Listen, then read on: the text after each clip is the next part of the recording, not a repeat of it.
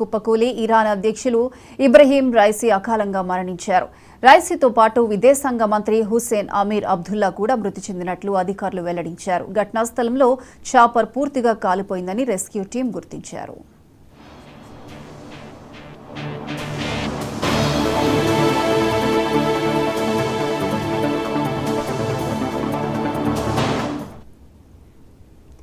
Azerbaijan సరిహద్దుల్లో chopper కుప్పకూలి Iran అధ్యక్షులు Ebrahim Raisi అకాలంగా మరణించారు.